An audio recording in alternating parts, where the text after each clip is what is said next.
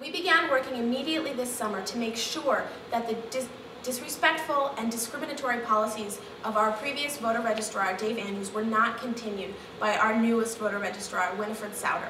We were overjoyed to learn that she would finally give students their deserved right to vote in the city of Williamsburg and register. We began working with her immediately to be giving her the addresses of students and the way to convert dorm addresses into city addresses. We have a great working relationship with them, and we hope to continue it as the year goes on.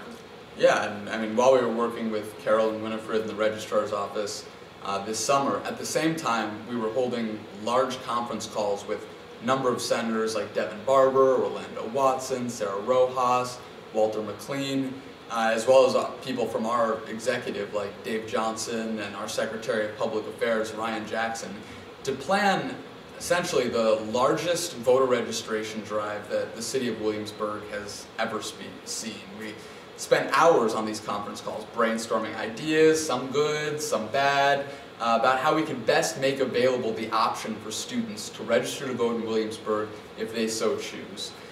We developed an online voter registration form we call Vote in Williamsburg, and essentially it makes it even easier for students to register.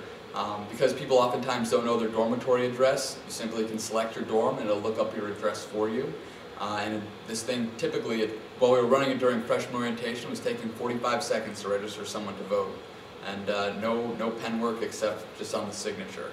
We ran huge events all throughout freshman orientation. We dorm stormed with voter registration forms. We set up tables in the UC and worked with Young Democrats and college Republicans. We were so successful, we were able to partner with Rock the Vote and further add credibility to our cause.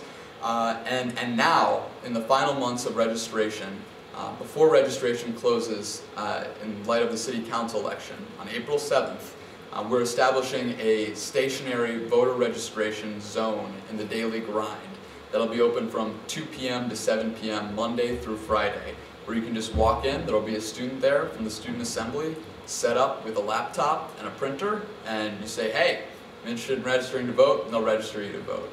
We've already registered 1,000 students to vote in Williamsburg this year, most of them undergrads. It's about 18–20% of the undergraduate population.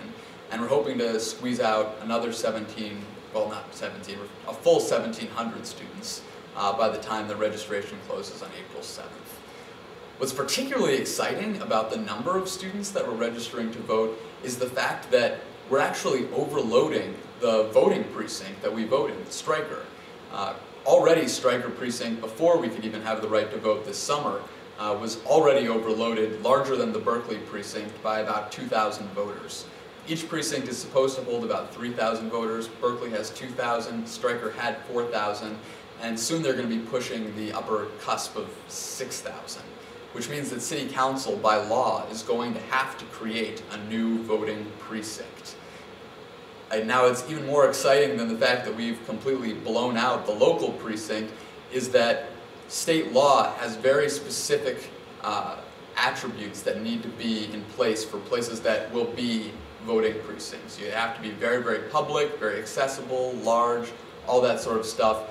And in my conversations with Sharon, the interim registrar over the summer, she made very clear to me that apparently the only places in the Stryker precinct that are suitable to create a new precinct are on the campus of the college in William and Mary. So we could very much well see, by the time we come back to school at the end of this summer, a new precinct, campus college precinct, Trinkle precinct, whatever, we'll see.